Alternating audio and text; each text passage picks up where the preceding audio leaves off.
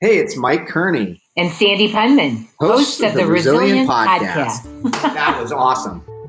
You've been hearing a lot about the COVID-19 crisis with Mike, and that's not going to change. But we recognize you may also be looking for insights that can help you make decisions and take action as we emerge from the crisis.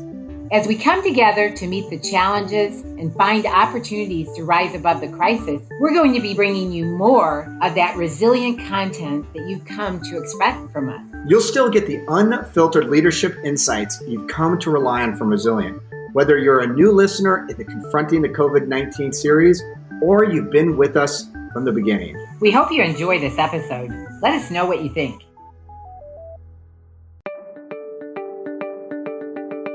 Disruption, value, curiosity, passion, collaboration, purple unicorns.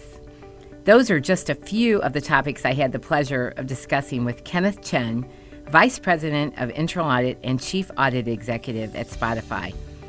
As a trailblazing organization and one of the early disruptors in the music streaming business, Spotify has grown quickly and with agility. And Kenneth has some real insights on what it takes to be successful both across the internal audit role and within organizations today. He sees how disruption and innovation continue to propel Spotify and where internal audit can help add value. It's not enough to just say, hey, I'll do what I did, or I'll do internal audit the way you used to do it at your old company. It's more about showing them the value we bring by actually doing something valuable for them to help them succeed. Welcome to the Resilient Podcast, where we feature resilient leaders, real insights, and unfiltered stories. I'm pleased to host a new series of stories from resilient chief audit executives and explore how many have found they must transform to drive real value. My name is Sandy Pundmann, and I lead U.S. Internal Audit at Deloitte. I work with internal audit leaders across all senior roles and functions, and I'm seeing shifts and disruptions upending traditional risk profiles and strategic plans. One thing is clear: the risks and roles are changing, but there are common trends on how leaders are able to keep pace. I'm so glad you're listening, and I hope you enjoy Kenneth's perspectives and insights around disruption and innovation in the internal audit space, and the benefit of selling the value you bring to the table. So let's jump right in. We're here with Kenneth Chen from Spotify. Thanks for being with us today. Thank you for having me. So let's talk a little bit about internal audit and how you see the world of what internal audit's doing at Spotify and in some of the other companies is changing. Sure. I think being one of the first disruptors in this space around music streaming, it really emphasizes the type of talent you need to have in your team to be able to manage the requirements of internal audit. One of the things I'm finding is it's no longer relevant or no longer enough to just be a financial accountant or a business operations auditor. You need to really understand how technology works. So that ever elusive purple unicorn that we're all looking for has become a really key requirement for me when I'm building up my team and keeping the team motivated and helping us stay relevant with the business. You need to understand the technology because everything we do is supported by tech. And it's not just tech, it's cutting edge tech. So you have to have a inherent interest in it. And that's what makes it so difficult now in companies like ours, because if you don't bring that to the table, your stakeholders won't talk to you. So you're not bringing last year's audits with checklists to the table. Absolutely not. For those who are listening, what do you mean when you say purple unicorn? Sure. So the purple unicorn, or the purple person as we call it at Spotify, is a person who can understand technology and understand business sufficiently enough to be able to explain it to both parties. They can bridge that gap. They can sit in a room with accountants and with engineers and help them understand why the risks that we're talking about are important to both parties, not just one at a time. And historically, that's been, you have your IT auditors or you have your business auditors. It's very rare to have one person or a group of people that can do both. We're looking for those purple unicorns because they are so rare, and it's actually one of our key ingredients of success. So how have you helped your team think about how they communicate with executives that may have never encountered internal audit before and really are focused on, the business and launching and really making a fabulous platform? That's a great question. You're right. Much of Spotify, the company itself is only about 12 years old. So many of the things we're doing are brand new, and many of the executives that we have and many of the senior stakeholders have never worked in a company with internal audit before.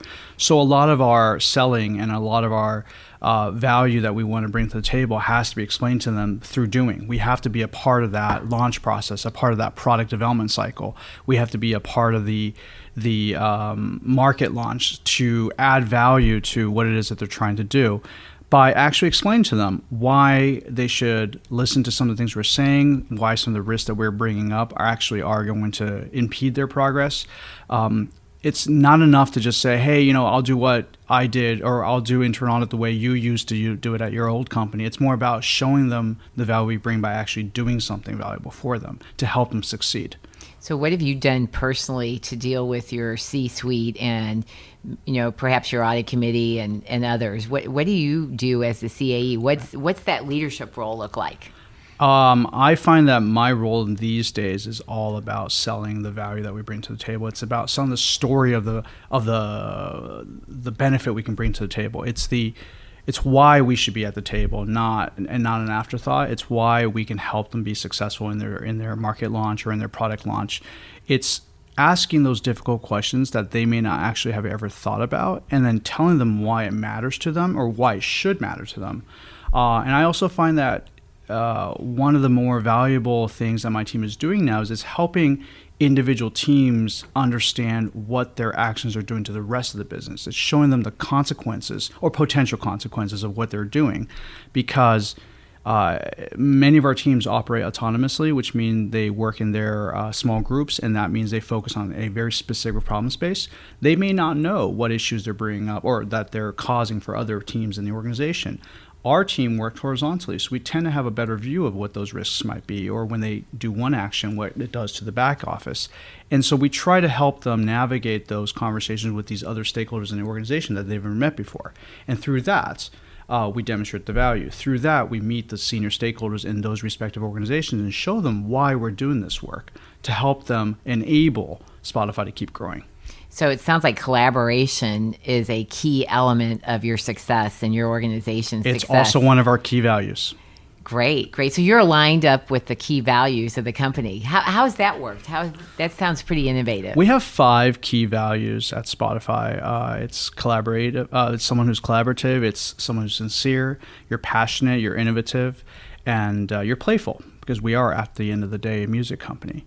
And those values are a guiding principle for us when we're dealing with our stakeholders, right? We don't want to come in as the police. We don't want to come in as an afterthought. We don't want to come in and do a checklist audit. We want to be all those values when we're engaging with our stakeholders, because that's how they keep coming back to us. One measurement of success I have for my team, it's not a formal KPI, but it's something I'm trying to instill in all of our team members is, the more times they come back to us and ask us to help with something, the better that relationship becomes. It shows that they trust us. It shows that they see the value that we're bringing to the table. It's not just a sock shop, right? We're actually bringing and adding value and adding insight to their decision-making process. And a lot of that can't be done if you're not collaborative, if you're not sincere in your messaging, if you're not passionate about what you're trying to do, if you're not innovative in the way you approach the problem, because we are solving problems that no one else in the world has solved before. So we also have to do that as internal audit. And finally, we still have to have a little bit of fun in what we do. We need to be playful as a company and as a team. And those are the values that I strive to live by when I'm at Spotify, but I also encourage my team to do the same. Those are great values. Ones that you can apply personally and professionally as well. Sounds cliche, but honestly, you have to lead by example. If you're in the room duking it out with some of your executives on an issue that is very difficult to process or handle, and your employees and your team members see that you're engaged and you're trying to have that conversation with them, and I use the word duke it out, but I really mean having this difficult conversation with a stakeholder, and you're leading by example, the rest of the team feels like, well, that's probably the way I should be acting too. It's insufficient to write a memo or to write some guidelines on how you should behave in a closing meeting. You actually have to show them how you mean, because you hire people from all different backgrounds, and you can't expect that even if they came from Big Four, even if they came from another tech company, that they behave that way at that organization. So again, a little cliche, but I think leading by example is critical. And so I try to instill in all my direct reports that if they want their teams to succeed, they also have to lead by example and be present and actually run those meetings the way they expect their team members to run those meetings. Right. You're charting new ground in your organization. So what advice would you give for, the startups and some of the companies that, there really hasn't been the audits like you're doing now? So it's really being able to deal with that ambiguity and, a different structure. They're the competencies they need. Critical thinking, you being able to communicate. You mentioned some of those. What other things?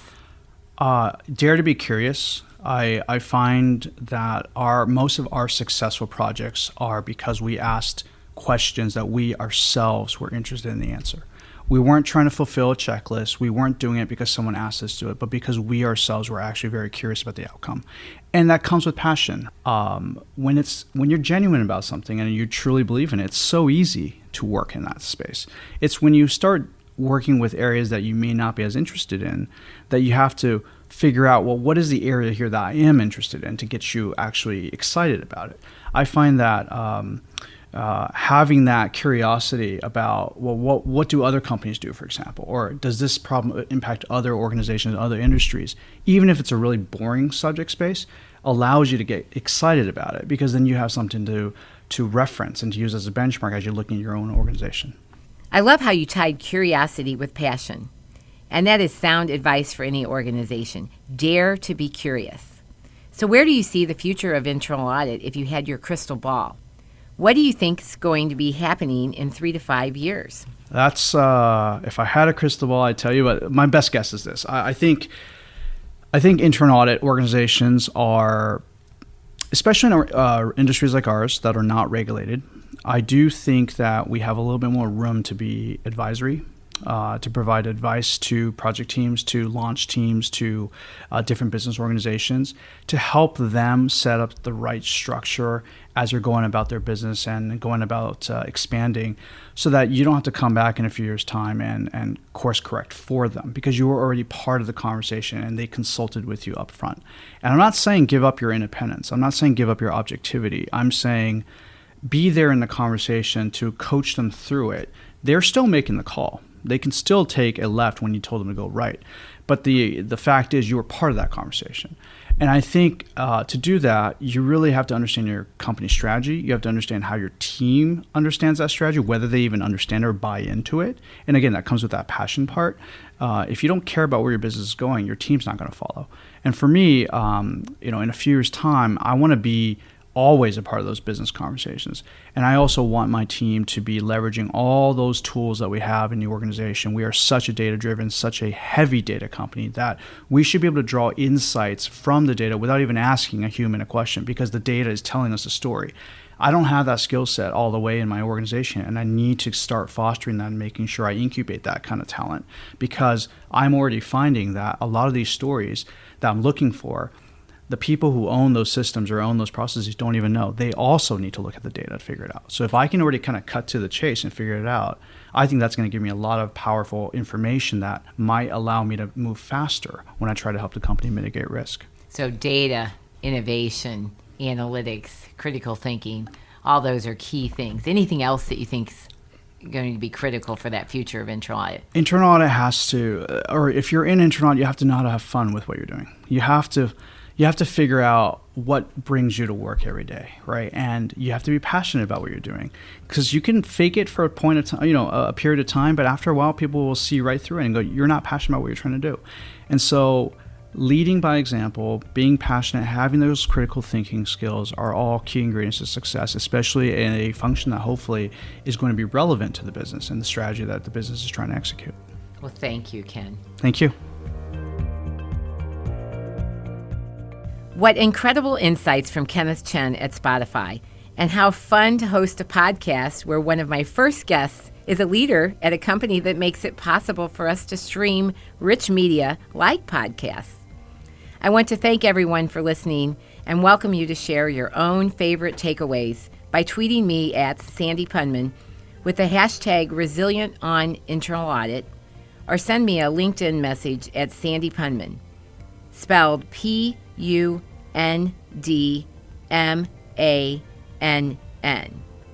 If you like what you hear and want more, check out all of our episodes on your favorite podcast app, keyword resilient.